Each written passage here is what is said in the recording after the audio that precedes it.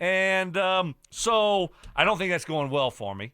But I was with Eli. We had a lot of fun, played a great golf course. So it was good to see him. And that's who I was with, not with Peyton. Hey, you guys, I'm making a phone call really quick. Let me just. Yeah, hey, Peyton. Did you know Stokes cheating on you? Did you know? Does Peyton know about this? Does he know that you were hanging out with Eli? I can't imagine this going very well for you. Yeah, I'm not sure if he knows or not. Ooh. Not sure. You know, Eli will let him know. Yeah. Yeah, it's probably going to come up on, I don't know, maybe Easter dinner. Because Eli's always with the Mannings. Always trying to one-up Peyton. Right. Mm-hmm. And this might be his way of doing it. I stole Stokley from you. That's right. Yeah. Oh, we had a great time, too. Yeah. Oh, it was like old days. How was Eli's golf game compared to Peyton's golf game? They're pretty similar. Like one of them, like I said, this is the first time I played with Eli. And, of course, he makes a bomb of a putt on a hole. That's what Peyton does. You think they're out of the hole, and the next thing you know, I don't know if he was dropping balls or what out of his pocket or what. But then, like, what'd you make, a 7? He's like, no, that was a par. Like, wait, what? Par? No, but he's going to chip one in. He's going to make a long putt. I think Peyton's probably a little bit better.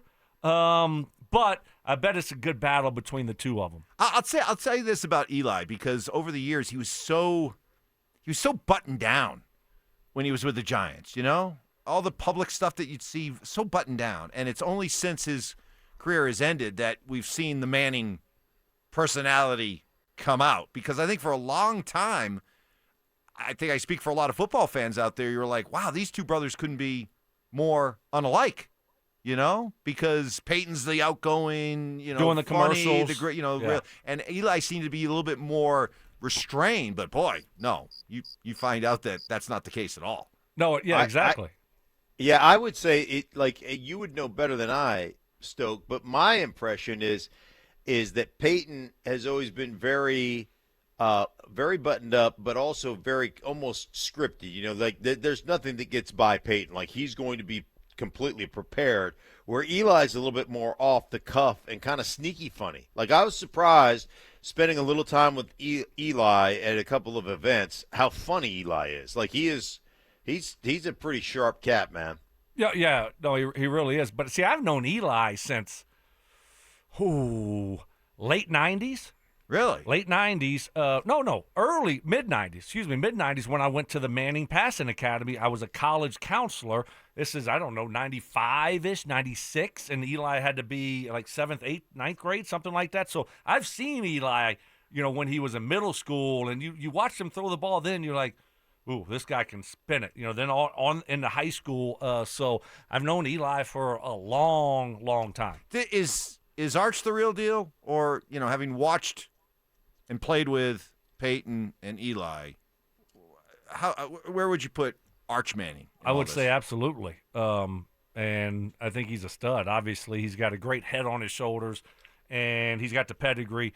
But very athletic. You're going to watch this guy run like Bo Nix this year. When he gets out of the pocket, he is tough to deal with. So it's going to be interesting to see what it looks like there for him being the true starter for the first time. But, no, I think he's going to be great. Stink, we got to give you credit. We happened to look over at one point during your TV show, and the caption, the graphic said, Mark pushing and rooting for my Nuggets is what the graphic said.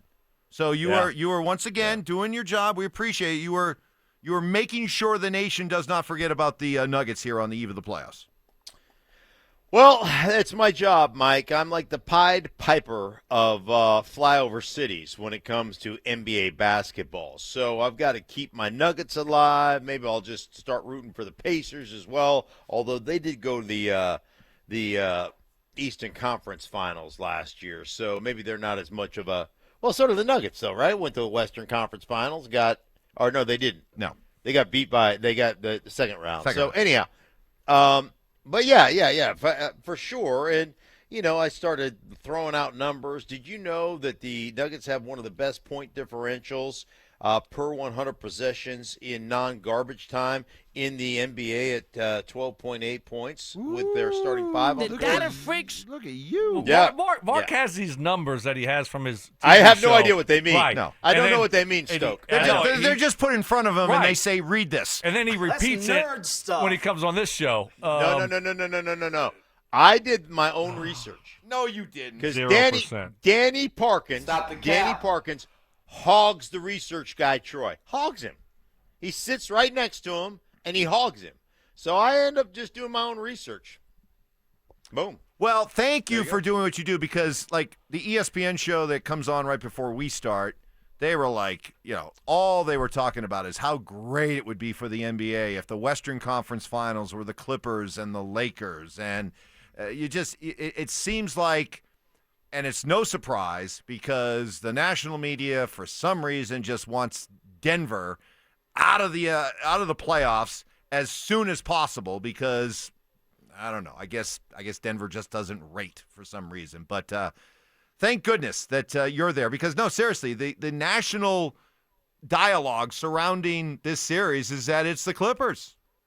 It's the Clippers series to lose. Oh, I know. It's all three guys. We're on the set today. I'm the only guy.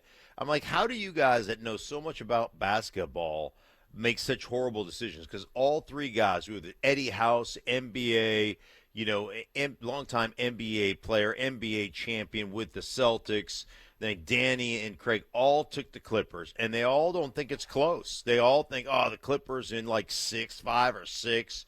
They're just playing too good. They got too many legit scores, and they're great defensively. And anyhow, so I'm the Pied Piper of all things Nuggets. Well, we love that, Mark. My question is this a good thing for the Nuggets? Right? They're kind of getting overlooked here. Last year they were the defending champions. The spotlight was on them. This year they fired the coach. Everyone's been injured, and they're kind of flying under the radar. To where, they're the 4 seed, didn't finish great. And, I know they won 3 in a row, but before that, so overall didn't finish so great the last 3 weeks of the season. And you look at this and say, okay, is this a good thing? Because you have a lot of people, to Mark's point, you just national people, whatever the case may be, who look at it and say, oh, my gosh, Clippers, here, Mark, here's a stat for you. I'm sure if I don't say it, you'll say it because you did it on your TV show. 18-3. 18-3 in their last 21 games. They've been rolling, right? They're healthy, and you look at it from the Nuggets' perspective and say, new coach. They're flying under the radar. This might be a really good thing for them heading into the playoffs. I agree. I totally agree. What did you say when you were making your case for the Nuggets? When they were making their case for the Clippers, how did you make your case in picking the Nuggets? Well, you got the best player in the world in Nikola Jokic. You got the starting 5 who haven't been together. Jamal Murray comes back from a hamstring injury, looks great against the Rockets, and I believe the last game of the season. Okay, I get it. Kawhi Leonard, you guys are hanging your hat on Kawhi Leonard. Like Kawhi Leonard, that guy, you can't count on that guy to be healthy. So you're hanging your hat on Kawhi Leonard and Fat James Harden, who doesn't play well in the playoffs. Okay, if that's what you want to do. Right. No, if that's what 100%. You want to do. 100%. 100%. Yeah. And I do like, Stoke, your observation is spot on. They're back to being the hunters rather than the hunted. And they loved that role the year that they won the championship. They loved it. Keep downplaying us. Keep ignoring us. Keep talking about somebody else. We love that. Tough to play that card when you're the defending champs. But now, Jamal Murray talked about it the other day. He said, hey, we've always been overlooked. Even when we were the defending champs, we've been overlooked. They love being in this spot. And I guess in some respects, guys, is by firing Malone the way that they did at the end of the season with only 3 games left, did the pressure kind of get taken off this team because everybody seems to think that they're not dangerous? Do you think that this is a team, Stoke, that feels like, hey, we're laying in the weeds, and this is perfect for us? Absolutely. No pressure. No pressure. No pressure on this team. You're playing with house money, right? Anytime you make a move like the Nuggets made in firing your coach that's been there forever, and then everyone in the building's just like they can take a deep breath. You can tell there's so much conflict in that building and what was going on there between Malone and Calvin Booth. Toxic work environment. That's not fun. Now all of a sudden you can breathe again, just like, all right, let's go have fun. People are doubting us. You know what? And I think the thing here, too, that I look at, and we want to prove that, you know what? Hey, it wasn't all just us, right? We want to go out there and play well for our new coach, but also to maybe take a shot at Michael Malone, who in the end, we didn't really love all that much. I will say, in regards to just the Nuggets and playing in the playoffs, there's two things. I think Stoke is 100% right. All of a sudden, you're underdogs, right? You got home court advantage, although you lost that to Minnesota last year, but you've got home court advantage in this series. And all of a sudden, you're the underdogs. And there is something to playing on house money. And I know people argue about it. No, there's no, but there is. I've been there on house money. And nobody likes to lose, but there is certain freedom that you play with when you're playing on quote-unquote house money. And, man, I'm really looking forward to the Nuggets not only winning against, the Clippers, but trying to make a big push, trying to make a deep push in these playoffs, which I think that starting five, they can do it. I think they're as good as they're one of the best starting five in all of basketball. So why not? Why not the Nuggets? Meanwhile, we got the Avalanche then, the second part of the doubleheader tomorrow at 6:30. And guys, as probably about week and a half ago, I would have said this series was 50-50. Now, I feel like it's 70-30 Avs. I think things are breaking their way. There's a good vibe around this team. The possibility of a Gabe Landeskog return, the way that they remade their team around the All-Star break, and a sense that you've heard from both Jared Bednar and Nathan McKinnon that this might be, and this is the best team that they've had to go into the playoffs since they won the Cup. And I also look at what's happening with Dallas.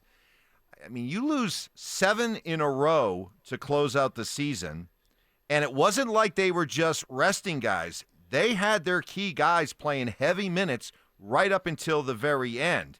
And in their 7-game losing streak, they were outshot in every game during that losing streak, giving up an average of 36 shots on goal. That's bad. So they have been a sieve defensively. They've been easy to play against offensively, and they've lost 7 in a row, and they've got 2 key injuries with Miro Heiskanen, their stud defenseman, and their second leading scorer in Jason Robertson. I'll put this in terms that Avalanche fans could probably best understand.